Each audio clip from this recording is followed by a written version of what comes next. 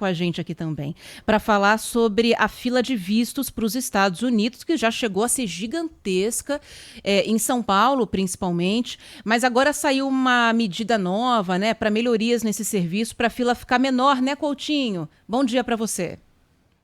Tudo bem, Ana? Bom dia a você, bom dia a todos. Exatamente, uma ótima notícia, né? Uma ótima notícia para aqueles brasileiros que estavam aguardando havia muito tempo por uma luz no fim do túnel, justamente para a fila do visto americano. Eu conversei ontem com a porta-voz do consulado dos Estados Unidos em São Paulo, a Natália Molano, e ela me revelou que eles fizeram uma espécie de força-tarefa. Vem fazendo já há muito tempo para tentar diminuir essa fila que chegou a quase 2 anos de espera para você marcar uma entrevista para fazer o visto americano. E a mais recente medida adotada, ou no plural, medidas adotadas, foram, respectivamente, aumento do quadro de funcionários em quase 40%, e isso fez com que eles tivessem a chance de aumentar a janela para entrevistas. Então, a janela que até anteontem ia das 7h30 da manhã às 11h30 da manhã, a partir de ontem, em caráter experimental, passou das 7h30 às 2h30 da tarde, hoje um pouquinho mais para valer, e aí, efetivamente, a partir da semana que vem,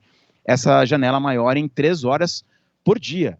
Alguns meses atrás, eles já tinham anunciado a entrevista no sábado, então eles estão fazendo de tudo para tentar diminuir essa fila. A fila, como eu disse, chegou a quase 2 anos em São Paulo, lugar que é mais concorrido do Brasil, né, por motivos óbvios, e está atualmente em 169 dias, ou seja, entre 5 e 6 meses. E o objetivo, de acordo com a porta-voz, conversou com a gente aqui na reportagem da Rádio Bandeirantes, é chegar a 21 dias. Eles consideram ideal até 3 semanas de espera para você fazer a entrevista e obter o visto americano. Lembrando que quem tem quem tem o visto americano vencido em até 48 meses, ou seja, até 4 anos, não precisa ficar nessa fila, não precisa fazer entrevista mais uma vez. Tem a renovação praticamente automática.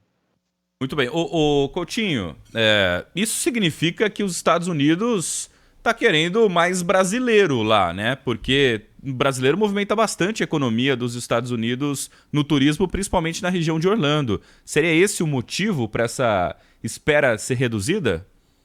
Exatamente esse. Eu estive no ano passado na principal feira de turismo dos Estados Unidos, a IPW, que aconteceu justamente na Flórida, em Orlando, e conversei com todas as autoridades de turismo americanas que clamavam por diminuição da fila, porque está atrapalhando realmente o negócio deles. O Brasil é um dos 5 principais mercados emissores de turistas para os Estados Unidos. Eles consideram os mercados mexicano e canadense praticamente mercados domésticos, porque estão muito próximos, e o Brasil briga ali pela 3ª colocação com o Reino Unido, e às vezes também com a França, às vezes com a Alemanha. Então o Brasil envia muitos turistas. E você tem toda a razão. O turista brasileiro, principalmente o que viaja para a região da Flórida, Orlando, Miami, ele é gastador e ele viaja com a família inteira. Vai o filho, o pai, o avô, o sobrinho, e gasta muito dinheiro. Então por isso que é um turista muito disputado nos Estados Unidos. Muito bem. E o valor do visto, ele aumentou também, né? De $160 para 185. Teve um acréscimo aí no valor do visto recentemente, né, Coutinho?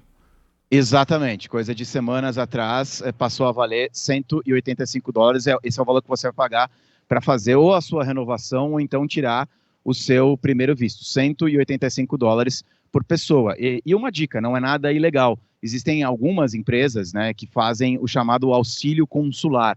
Empresas legais, empresas sérias que fazem o auxílio consular, e aí você contrata uma espécie de despachante, vai pagar, obviamente, uma taxa para esse despachante te auxiliar com a sua documentação e até, quem sabe, conseguir uma vaga um pouco mais célere. Se bem que, com essas medidas anunciadas agora pelo Consulado em Especial de São Paulo, eu acho que as coisas vão ficar mais tranquilas. Qual aeroporto que você está aí, ô Coutinho? No aeroporto, rapaz. Eu estou aqui num estúdio avançado da Rádio Coirmã, da Band News FM, no Shopping Eldorado. E é justamente um shopping de viagens. Então tem tudo a ver com a nossa conversa. Ali atrás, aliás, está o navio, o maior navio que vem para cá na temporada brasileira, o MSC Grandiosa. É o maior navio da história a navegar em águas brasileiras e é muito legal. Eu sou fã de viagem de navio, viu? Ô Coutinho, dá então pra gente alguns números aí. Por que esse navio é o maior? Quantas pessoas cabem? Qual que é o tamanho dele? Esse é o MSC Grandiosa. Eu embarquei recentemente num irmão dele, no MSC Meravilha, se eu não me engano. E ele é um navio espetacular. Ele cabe, deixa eu só, para eu não falar bobagem aqui, eu vou pegar a minha colinha. Mas são quase 5.000 passageiros o MSC Grandiosa. Como eu disse, o maior que já veio aqui navegar em águas brasileiras, um navio justamente de capacidade de 4.842 passageiros, podendo, numa ocupação máxima, isso numa ocupação dupla, né, chegar ou ultrapassar 6.000 passageiros com mais 1.700 tripulantes. Então, imaginamos que as cabines tenham a capacidade máxima, 6.334, e toda a tripulação esteja trabalhando, 1.704 pessoas. Numa conta rápida aqui, são quase mais de 8.000 pessoas. 8.000 pessoas, é muita gente. E em algum momento você tem a sensação de que o navio está lotado, ou ele é grande o suficiente para ter espaço assim legal para todo mundo? Grande o suficiente, essa é uma ótima pergunta. As pessoas acham que elas vão ficar confinadas, né, no navio, mas ele é grande o suficiente para você ficar no seu espaço tranquilo. Normalmente tem aquele espaço um pouco mais bagunçado, com música ao vivo, criançada, gente gritando, falando e tal, que para quem curte tem esse espaço, e tem as áreas mais tranquilas, tem os lugares, uns solários mais tranquilos. Tá. Esse navio, ele tem uma promenade de quase 90 metros de comprimento, que tem um teto de LED, que é o maior teto de LED dos mares, que é um negócio assim espetacular, é uma tecnologia espetacular, cabines modernas, é um navio realmente muito grande. Quem estiver ouvindo a Rádio Bandeirantes, se tiver a oportunidade de viajar no MSC Grandiosa, vai ser a grande atração da temporada, então consulte o seu agente de viagens, vai ser a grande atração realmente da temporada que começa em outubro e vai até abril, e haverá por aqui 9 navios com embarques e desembarques. São 2 portos de embarques e desembarques em cada região brasileira, 2 no Nordeste, 2 no Sudeste e 2 também no Sul. Então, oportunidade não vai faltar para viajar de navio. Eu fiquei pensando o seguinte, Felipe, imagina você tá lá, você quer um pouco de paz, silêncio, né? E aí você conhece uma família barulhenta, cheia de gente, aí cada canto que você vai do navio, você topa com aquela família que você não queria nunca mais ver. Então, essa é a minha preocupação de viajar de navio, mas pelo que o Coutinho tá falando, dá para escapar. Mas tem um negócio, né? Quando você chega no navio, eu não sei se é assim ainda, mas você tem vários restaurantes e tem um horário para jantar no restaurante principal lá. Você tem o seu horário. Você marca lá 7h30, você vai sempre às 7h30 e você senta com as mesmas pessoas na mesma mesa durante toda a sua estadia, não é mesmo, Coutinho? Isso, Felipe, exatamente. Se as pessoas forem agradáveis, você pode continuar indo para lá. Se as pessoas não forem lá muito agradáveis, tem algumas dicas, porque outros restaurantes do navio ficam abertos.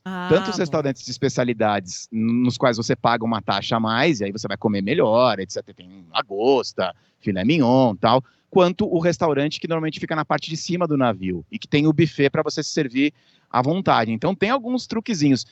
O momento do navio mais, entre aspas, complicado, que tem mais aglomeração, é do café da manhã. Principalmente quando o navio vai parar, porque as pessoas todas querem descer ao mesmo tempo para poder aproveitar o destino da parada, e aí aglomera. Mas também tem um truquezinho de outros restaurantes que servem, por exemplo, um buffet à la carte, etc. e tal, e aí é tudo mais tranquilo. Bom, eu sou suspeito, né? Eu fiz mais de 30 viagens de navio, então eu gosto bastante, tanto a trabalho quanto a lazer, então eu tenho algumas dicas. Posso vender o meu peixe aqui? @cadêocoutinho. Esse é o meu Instagram, eu sempre coloco algumas dicas por lá. Pode falar, por favor. @cadêocoutinho. Eu sigo o Coutinho e fico com uma certa inveja. Sabe por quê? Porque assim, eu trabalho para viajar. Então, o meu objetivo de estar aqui trabalhando hoje é ter dinheiro e conseguir viajar. O Coutinho viaja trabalhando, é diferente. E o Coutinho vai passar inveja agora. Quantos países você conhece? Olha, atenção ouvintes do Manhã Bandeirantes. Quantos países você já conheceu, Coutinho?